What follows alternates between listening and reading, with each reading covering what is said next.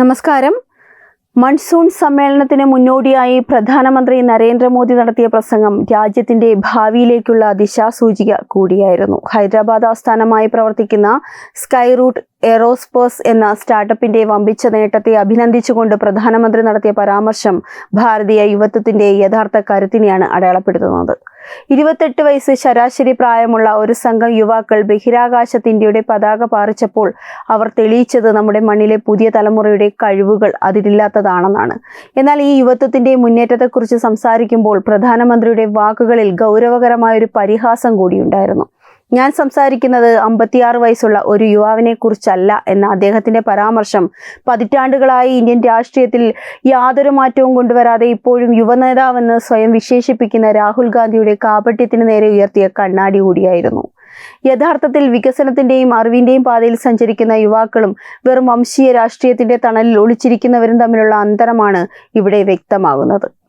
രാജ്യം എന്നൊരു റിഫോം എക്സ്പ്രസ്സിലാണ് സഞ്ചരിക്കുന്നത്. പരിഷ്കാരങ്ങളുടെ വേഗതയിൽ കുതിക്കുന്ന ഇന്ത്യയിൽ പഴയകാല രാഷ്ട്രീയ ചിന്താഗതികൾക്ക് ഇനി സ്ഥാനമില്ലെന്ന് പ്രധാനമന്ത്രി ഓർമ്മിപ്പിക്കുമ്പോൾ അത് ഓരോ ഇന്ത്യക്കാരന്റെ വികാരമാണ്. സ്കൈ റൂട്ട് എറോസ്പേസിലെ യുവാക്കൾ കാണിച്ചതുപോലെ രാജ്യത്തിന് വേണ്ടുന്നത് നവീകരണത്തിന്റെയും ഗവേഷണത്തിന്റെയും നിശ്ചയദാർഢ്യത്തിന്റെയും പാതയിൽ സഞ്ചരിക്കുന്ന പുതിയ തലമുറയാണ്. ഇവർ അർപ്പണബോധത്തോടെ പ്രവർത്തിക്കുമ്പോൾ മറുഭാഗത്ത് അലസതയും കുടുംബരാഷ്ട്രീയത്തിന്റെ പിൻബലവും മാത്രം കൈമുതലായുള്ളവർ ഇപ്പോഴും രാജ്യത്തെ പിന്നോട്ട് വലിക്കാൻ ശ്രമിക്കുകയാണ്. 56 എന്നത് ഒരു സംഖ്യ മാത്രമല്ല, അത് രാഷ്ട്രീയ പക്വതയില്ലാത്ത, ലക്ഷ്യബോധമില്ലാത്ത ഒരു നേതൃത്വത്തിന്റെ പരാജയത്തിന്റെ പ്രതീകം കൂടിയാണ്. ഇന്ത്യൻ യുവാക്കൾ ബഹിരാകാശത്ത് പതാക ഉയർത്തുമ്പോൾ രാഹുൽ ഗാന്ധിയെ യുവനേതാവായി വാഴ്ത്തുന്നവർ യഥാർത്ഥത്തിൽ രാജ്യത്തെ വികസനത്തിൽ നിന്ന് മാറ്റി നിർത്താനാണ് ശ്രമിക്കുന്നത്. ഈ ഒരു വ്യത്യാസം തിരിച്ചറിയാൻ കഴിയാത്തത്ര അജ്ഞരാണോ ഇന്ത്യൻ ജനത? ഒരിക്കലുമില്ല. വികസനത്തെയും പ്രകടനത്തെയും തിരിച്ചറിയാൻ ജനങ്ങൾക്കറിയാം. പാർലമെന്റ് എന്നത് കേവലം ഒരു തർക്കവേദിയല്ല, രാജ്യത്തിന്റെ ആഗ്രഹങ്ങളും സ്വപ്നങ്ങളും പ്രതിഫലിക്കേണ്ട ഇടമാണ്. പ്രധാനമന്ത്രി ചൂണ്ടിക്കാട്ടിയതുപോലെ പാർലമെന്റിന്റെ അന്തസ്സ് കാത്തുസൂക്ഷിക്കേണ്ടത് ഓരോ ജനപ്രതിനിധിയുടെയും കടമ കൂടിയാണ്. നിർഭാഗ്യവശാൽ പതിറ്റാണ്ടുകളായി രാജ്യത്തെ ഭരിച്ചവർ പാർലമെന്റിനെ കണ്ടത് തങ്ങളുടെ കുടുംബത്തിന്റെയും സ്വാർത്ഥ താല്പര്യങ്ങളുടെയും സംരക്ഷണ വേദിയായിട്ടാണ്. ആ ശീലങ്ങൾ ഇനിയും മാറാത്തത് കൊണ്ടാണ് പാർലമെന്റിൽ ക്രിയാത്മകമായ ചർച്ചകൾക്ക് പകരം അനാവശ്യമായ ബഹളങ്ങൾ സൃഷ്ടിക്കാൻ പ്രതിപക്ഷം മടി കാണിക്കാത്തത്. രാജ്യത്തിന് വേഗത കൈവന്നിരിക്കുന്ന ഈ കാലഘട്ടത്തിൽ പാർലമെന്റിന് പുതിയ ഊർജം പകരുന്ന നടപടികളാണ് ഉണ്ടാകേണ്ടത്. എന്നാൽ 56 വയസ്സ് പ്രായമുള്ള യുവനേതാവിനെ നയിക്കുന്നവർക്ക് അത് മനസ്സിലാകില്ല. കാരണം അവർക്ക് വേണ്ടുന്നത് വികസനമല്ല, എങ്ങനെയെങ്കിലും അധികാരം നിലനിർത്തുക എന്നത് മാത്രമാണ്. ഇന്ത്യയുടെ സമ്പദ് വ്യവസ്ഥയെക്കുറിച്ച് പറയുമ്പോൾ പാശ്ചാത്യ രാജ്യങ്ങൾ പോലും പതറിയ ഘട്ടത്തിൽ നാം എങ്ങനെയാണ് വളർച്ച കൈവരിച്ചതെന്ന് പ്രധാനമന്ത്രി അഭിമാനത്തോടെ വ്യക്തമാക്കുകയുണ്ടായി. പശ്ചിമേഷ്യയിലെ യുദ്ധവും ഇന്ധനക്ഷാമവും രാസവളങ്ങളുടെ പ്രതിസന്ധിയും ലോകത്തെ പിടിച്ചുലച്ചപ്പോഴും 7.7% വളർച്ചയോടെ ഇന്ത്യ മുന്നേറിയത് നമ്മുടെ കഴിവിന്റെ തെളിവാണ്. ഇത്രയും വലിയ നേട്ടങ്ങൾ കൈവരിക്കുമ്പോൾ പ്രതിപക്ഷം എന്ത് മറുപടിയാണ് നൽകുന്നത്? വെറും കള്ളപ്രചാരണങ്ങളും അപവാദങ്ങളും മാത്രം. ഈ വലിയ നേട്ടങ്ങളെ അഭിവാദ്യം ചെയ്യുന്നതിന് പകരം അതിനെ തകർക്കാൻ നോക്കുന്നവരുടെ മനോനില എന്താണ്? 56 വയസ്സുള്ള യുവനേതാവിന്റെ നേതൃത്വത്തിൽ ഇത്തരം നിഷേധാത്മകമായ രാഷ്ട്രീയമാണ് അരങ്ങേറുന്നത്. രാജ്യത്തിന്റെ വളർച്ചയിൽ സന്തോഷിക്കാൻ പോലും കഴിയാത്തവർ എങ്ങനെയാണ് നാടിനെ നയിക്കാൻ യോഗ്യരാകുന്നത്? വികസനത്തെക്കാൾ പ്രധാനമായി അവർ കാണുന്നത് തങ്ങളുടെ വ്യക്തിപരമായ അജണ്ടകളാണ്. എന്നാൽ ആ കാലം കഴിഞ്ഞുവെന്ന് ഈ പാർലമെന്റ് സമ്മേളനമെങ്കിലും ഓർമ്മിപ്പിക്കട്ടെ. സഭയിൽ അനുഭവസമ്പത്തുള്ള എംപിമാരുണ്ട്. അവരെ എല്ലാവരെയും ഒരുമിപ്പിച്ച് കൊണ്ടുപോകാൻ സർക്കാർ ആഗ്രഹിക്കുന്നത്.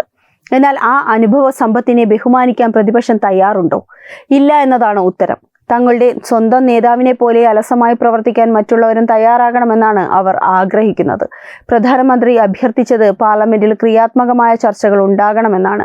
സത്യസന്ധമായ വാദങ്ങളും വസ്തുതകളും നിരത്താൻ അവസരം വേണം. എന്നാൽ വസ്തുതകളെ അഭിമുഖീകരിക്കാൻ ഭയമുള്ളപ്പോൾ എപ്പോഴും ബഹളം വെച്ച് സഭ നിർത്തിവെപ്പിക്കാനാണ് നോക്കുന്നത്. ഇത് രാജ്യത്തോടുള്ള വെല്ലുവിളി തന്നെയാണ്. 56 വയസ്സ് പ്രായമുള്ളപ്പോൾ ഇനിയും രാഷ്ട്രീയ ബാലപാഠങ്ങൾ മാത്രം പഠിക്കുന്ന ഒരു നേതാവിനെ കൊണ്ട് രാജ്യത്തിന് എന്ത് ഗുണമാണ് ലഭിക്കുന്നത്? ഇത് വെറും ചോദ്യമല്ല, ഓരോ ഇന്ത്യക്കാരന്റെയും മനസ്സിലുള്ള സംശയം തന്നെയാണ്. രാഷ്ട്രഭക്തിയുടെ കാര്യത്തിൽ വിട്ടുവീഴ്ചയില്ലാത്ത നിലപാടാണ് ഈ സർക്കാർ സ്വീകരിക്കുന്നത്. രാജ്യത്തിന്റെ താല്പര്യങ്ങളെ മുൻനിർത്തി പാർലമെന്റിൽ ചർച്ചകൾ നടക്കുമ്പോൾ അത് തങ്ങളുടെ രാഷ്ട്രീയ അസ്തിത്വത്തിന് ഭീഷണിയാണെന്ന് കരുതുന്നവരാണ് പ്രതിപക്ഷത്തെ ഒരു വിഭാഗം. രാഷ്ട്രഭക്തി എന്ന വാക്കിനോട് പോലും അലർജിയുള്ളവർ എങ്ങനെയാണ് ഈ രാജ്യത്തെ സേവിക്കുക? സ്കൈ റൂട്ട് എറോസ്പേസിലെ യുവാക്കൾ കാണിച്ചതുപോലെ ഭാരതത്തോടുള്ള അങ്ങേയറ്റത്തെ സ്നേഹവും രാജ്യത്തെ ഉയരങ്ങളിലെത്തിക്കാനുള്ള നിശ്ചയദാർഢ്യവും മാറ്റവുമാണ് വേണ്ടത്. ഇതൊരു യഥാർത്ഥ രാഷ്ട്രഭക്തിയാണ്. ഇതിന് വിപരീതമായി തെറ്റായ വിവരങ്ങൾ പ്രചരിപ്പിക്കാനും രാജ്യത്തിന്റെ പ്രതിച്ഛായ ലോകത്തിന് മുന്നിൽ മങ്ങലേൽപ്പിക്കാനും ശ്രമിക്കുന്ന യുവനേതാക്കളെ ജനം എക്കാലവും തിരിച്ചറിയും. 56 വയസ്സുള്ള ഒരു യുവാവിന്റെ നേതൃത്വത്തിൽ നടക്കുന്ന ഇത്തരം പ്രവർത്തനങ്ങൾക്കെതിരെ ശക്തമായ ജനകീയ പ്രതിരോധം ഉയരേണ്ടത് കാലഘട്ടത്തിന്റെ ആവശ്യം കൂടിയാണ്. സഭയിലെ ചർച്ചകളിൽ വസ്തുതകൾക്കും ആർഗ്യുമെന്റുകൾക്കും മുൻഗണന നൽകണമെന്ന പ്രധാനമന്ത്രിയുടെ വാക്കുകൾ ജനാധിപത്യത്തിന്റെ അന്തസത്ത ഉൾക്കൊള്ളുന്നതാണ്. ബഹളമല്ല, സംവാദമാണ് വേണ്ടത്. എന്നാൽ വാദിക്കാൻ വകയില്ലാത്തവർ ബഹളം വെക്കുമെന്ന് പഴമൊഴിയുമുണ്ട്. രാഹുൽ ഗാന്ധിയെ പോലെയുള്ള നേതാക്കൾ പാർലമെന്റിൽ കാഴ്ചവെക്കുന്ന പ്രകടനം ഇതിന് തെളിവ് കൂടിയാണ്. പറയാൻ കാര്യമായി ഒന്നുമില്ലാത്തതുകൊണ്ടാണ് എപ്പോഴും ബഹളം വെച്ച് സഭാ നടപടികൾ തടസ്സപ്പെടുത്തുന്നത്. ഇത് ജനങ്ങളോടുള്ള ക്രൂരത തന്നെയാണ്. അവരുടെ നികുതിപ്പണം കൊണ്ട് പ്രവർത്തിക്കുന്ന പാർലമെന്റ് ഇങ്ങനെ അനാവശ്യമായി സ്തംഭിപ്പിക്കുന്നത് എന്തിനു വേണ്ടിയാണ്? 56 വയസ്സുള്ള യുവനേതാവിനെ പ്രീണിപ്പിക്കാനോ അതോ സ്വന്തം പരാജയം മറച്ചുവെക്കാനോ? ഇന്ത്യ ഇന്ന് ലോകത്തിന്റെ നെറുകയിലാണ്. G20 ഉച്ചകോടി മുതൽ ബഹിരാകാശ പര്യവേഷണം വരെ ഇന്ത്യയുടെ പേര് ആദരവോടെയാണ് ഇപ്പോൾ ലോകം കേൾക്കുന്നത്. രാഹുൽ ഗാന്ധിയെ പോലെയുള്ളവരുടെ നേതൃത്വത്തിലുള്ള കൊണ്ടാണ് കോൺഗ്രസ് പോലുള്ള പാർട്ടികൾക്കിന്നും ഈ യാഥാർത്ഥ്യം മനസ്സിലാകാത്തത്. അവർ പഴയ കാലത്തേക്ക് നോക്കി നടക്കുമ്പോൾ രാജ്യം ഭാവിയെ ലക്ഷ്യമിട്ട് കുതിക്കുകയാണ്. ഈ കുതിപ്പിനെ തടസ്സപ്പെടുത്താൻ ആർക്കും കഴിയില്ല. 56 വയസ്സുള്ള യുവത്വത്തിന് ഭാരതത്തിന്റെ ഈ വേഗത താങ്ങാൻ കഴിയുന്നില്ല എങ്കിൽ അതിനർത്ഥം അവർ കാലഹരണപ്പെട്ടു കഴിഞ്ഞു എന്ന് തന്നെയാണ്. ഈ പാർലമെന്റ് സമ്മേളനം ഒരു പൊളിറ്റിക്കൽ സ്റ്റേറ്റ്മെന്റ് ആണ്. രാജ്യം റോക്കറ്റ് വിട്ട് ആകാശത്ത് പതാക നാട്ടുമ്പോൾ പാർലമെന്റിൽ വെറും ബഹളവും തടസ്സപ്പെടുത്തലുമായി നടക്കുന്ന ഈ 56 വയസ്സുള്ള യുവനേതാവിനെ കാണുമ്പോൾ ലജ്ജ തോന്നുകയാണ്. എന്തിനാണ് ഈ ബാല്യകാല വിനോദങ്ങൾ? രാജ്യത്തിന്റെ പുരോഗതിയിൽ പങ്കുചേരാൻ മനസ്സ് കാണിക്കാത്തവർ ഈ വികസന കുതിപ്പിന്റെ വേഗതയിൽ എന്നേക്കുമായി ഒലിച്ചു പോകുമെന്നതും ഉറപ്പാണ്. ജനം കാണുന്നുമുണ്ട്, കേൾക്കുന്നുമുണ്ട്. ഇനിയും കുടുംബവാഴ്ചയും തള്ളും വെച്ച് നടന്നാൽ വരാനിരിക്കുന്ന തെരഞ്ഞെടുപ്പിൽ വോട്ടർമാർ തക്കതായ മറുപടി നൽകും. മോദിജി പറഞ്ഞതുപോലെ ഇത് മാറ്റത്തിന്റെ കാലമാണ്. ആ മാറ്റം ഉൾക്കൊള്ളാൻ കഴിയാത്തവർ എങ്ങനെ ഓരോന്ന് പറഞ്ഞുകൊണ്ടേയിരിക്കും. രാഹുൽ ഗാന്ധി ഇനിയെങ്കിലും ഒന്ന് പക്വത കാണിക്കൂ. ഈ രാജ്യം അർഹിക്കുന്നത് ക്രിയാത്മകമായ രാഷ്ട്രീയമാണ്, അല്ലാതെ ഇത്തരം കുട്ടിക്കളികളല്ല.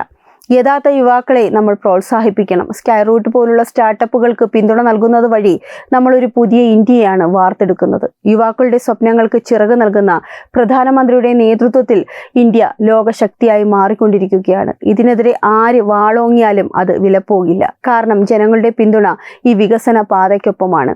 അസൂയയും വിദ്വേഷവും കൊണ്ട് ഒരു രാജ്യത്തെ നയിക്കാൻ കഴിയില്ല. രാഹുൽ ഗാന്ധിയും കൂട്ടരും ഇനിയും മനസ്സിലാക്കാത്ത ഒരു വലിയ സത്യമാണിത്. 56 വയസ്സെന്നത് അറിവിന്റെയും പക്വതയുടെയും കാലമായിരിക്കണം, അല്ലാതെ വെറും ബാല്യകാല ചിന്തകളുമായി നടക്കുന്ന കാലമല്ല. ഇത് തിരുത്താൻ അവർ തയ്യാറാകണം, അല്ലെങ്കിൽ ജനം അവരെ തിരുത്തും. അനാവശ്യമായ തടസ്സങ്ങളും ബഹളങ്ങളും സൃഷ്ടിച്ച് രാജ്യത്തിന്റെ വികസനം തടയാൻ ആരും ശ്രമിക്കേണ്ട. പാർലമെന്റ് അതിന്റെ ലക്ഷ്യമായ ജനക്ഷേമത്തിലേക്ക് ശ്രദ്ധ കേന്ദ്രീകരിക്കണം. പ്രധാനമന്ത്രി മോദിയുടെ നേതൃത്വത്തിൽ വികസനത്തിന്റെ പാതയിൽ ഒരുമിച്ച് മുന്നേറാൻ നമുക്ക് സാധിക്കണം. ഭാരതം വളരുന്നു. ഇനി ആർക്കും ആ മുന്നേറ്റത്തെ തടയാൻ കഴിയുകയുമില്ല. ഈ വാർത്തയെ പറ്റിയുള്ള നിങ്ങളുടെ അഭിപ്രായം കമന്റ് ചെയ്യൂ. വാർത്തകൾ വേഗത്തിൽ അറിയാനായി ചാനൽ സബ്സ്ക്രൈബ് ചെയ്യൂ. വെബ് ഡെസ്ക് തത്വമൈ ന്യൂസ്.